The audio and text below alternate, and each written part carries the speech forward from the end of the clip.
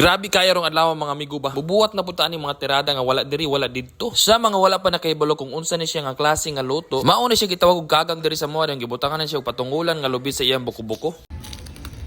Uy, mayong adlaw sa tanan, medyo ni blue ni jud nakalangitan og lami na pud ang dagan sa panahon. Unya, kamusta man mo tanan? Okay ra ba mo? Kay bisag di mo mangutana, okay ra jud ko. Unya karong adlaw mga amigo kay atong lutoon kani ding gitawag og gagang diri sa amua. Pamilyar ni siya sa limango, pamilyar po ni siya sa king crab, pero amo tagay og apuhan ba ni nila. Unya para nako mga amigo kailangan jud ni siya lamingon kay wa ta kay balog unsa gipangkaon ani nila before sila nadakpan. Pero diri sa amua kay matingala ra ka kay moabot ra man ni sila kalit sa inyong kusina. Kay diri sa amua mga amigo makita ra jud nimo sila sa palibot sa inyong mga balay. Pero mga amigo mas chari itong gagang nga gikan sa suba or sa punong kay murag mas limpyo jud sila ba. Pero dili ka kayon kay dili man ka 24 oras nga nagatang jud nila. Unya balik ta diri dapita mga amigo no pag gumana og kudkod sa lubi ako na po silang giadto kay ako man silang gikaliguan og ayos ganiya. Man time pagkahitabuan na lumos man noon sila. Og mao to din dapita ako po na sing itutbrushan may naman makatilaw po siya unsay lasa sa Colgate. Mao to pagka magbrush na ako ana niya magabigo ako nang gitangtang ang iyang buko-buko kay butangan naman to siya itong mga secret ingredients daw. Og simple na to mga lamas nga ipanggamit diya mga amigo. Bawang, sibuyas, luya og sili. Og syempre mga amigo di jud mawala ang asin, bitsin og paminta ani. Dayon gisagol po na lang nato sa atong ingredients ning gitawag nila og aligi nya mura magdini aligi kay murag niwang man ni kayong kaganga. Ay bi ikaw kuno dili pa kanon gus kasimana manambok baka. Kaning proseso lagay ang pagkalutoa hastang pagkahasula. Pero kung inig maluto ni mga amigo makaingon pud jud nga worth it jud ako makahago. Diri dapita no nakita niyo ang gigamit sa pagbahat kay kinindahon sa tanglad. Sa tinuod pagkastorya mga amigo pwede ra siya baatan og bisag unsa. Kahibalo jud ko nga kahibalo mo kung ngano kanindahon sa tanglad ang gigamit sa pagbahat. Kay kining tanglad usa ni siya sa mohatag og kalami og kahumot sa atong sudan. Pero depende lang sa sudan nga luto ni kay namo mga sudan nga dili bagay butangan og tanglad. Og diyan dapita mga amigo ato nang gibutang to mga secret ingredients nato nga nasubra. Dayon ang gigamit nako sa pagsabaw ani niya kay gamay nga tubig sa lubi dayon gibutangan pud nako og gamay nga gata. Para kana mukaon mga amigo ba makaingon jud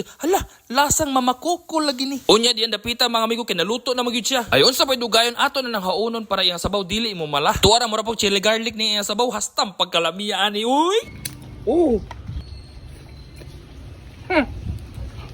Oh. Unya diyan dapita mga amigo kay naluto na jud atong giluto rong adlaw. Ug salamat sa paglantaw aning video ug padayon lang sa pagsuporta. Sa ako mga silingan ug akong mga amigo diba i-share po ninyo ni video ha. Enjoy lang jud ta sa atong life aning kalibutan. Unya, salamat.